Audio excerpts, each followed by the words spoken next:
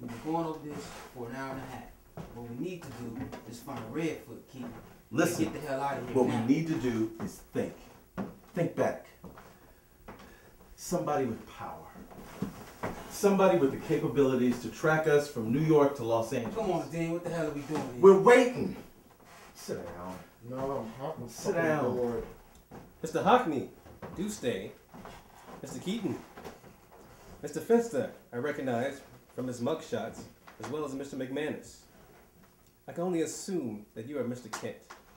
I believe you're the one who disposed of Saul Berg. My employer sends its gratitude, a most unexpected benefit.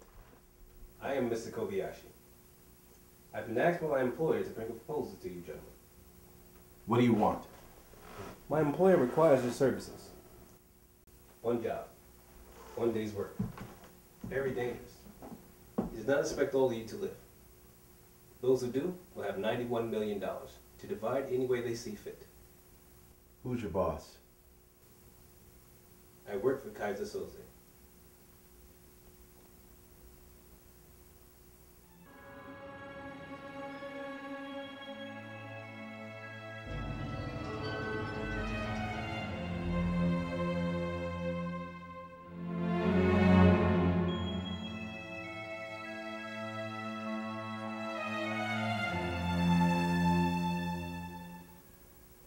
Kaiser Soze.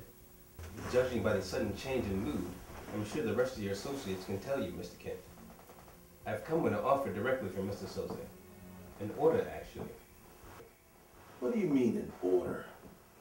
In 1981, Mr. Keaton, you participated in the hijacking of a truck in Buffalo, New York. The cargo was raw steel. Steel that belonged to Mr. Soze and was destined for Pakistan to be used in a nuclear reactor. A very profitable violation of UN regulations. He had no way of knowing this because the man shipping the steel was working for Mr. Soze without his knowledge.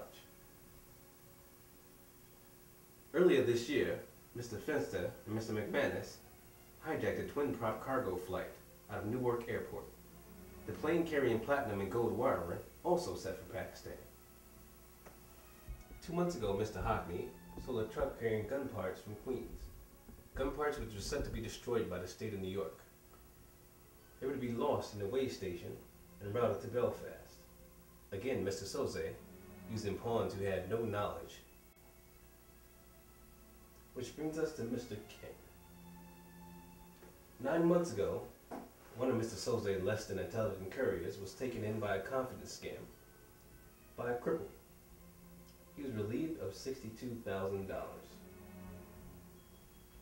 Now, it has taken us some time to find you. Our intention was to approach you after your apprehension in New York. So you set up the lineup? Yes. You were not to be released until I came to see you. It seems Mr. Keaton's attorney, Ms. Finneran, was a bit too effective at expediting his release. Holding the rest of you became a moot point. So what about Redfoot? Mr. Redfoot knew nothing. Mr. Soze rarely works with the same people for very long, and they never know who they're working for. One cannot be betrayed if one has no people. So I tell us.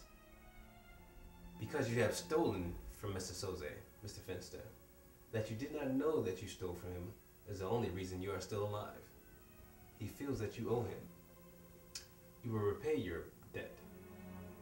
All right. Fuck the debt and fuck you. How do we know you work for Soze? I don't think that's very relevant, Mr. Hockney. All 5 of you are responsible for the murder of Saul Berg and his bodyguards. Mr. Redfoot can attest to that, and we can see to it that he will.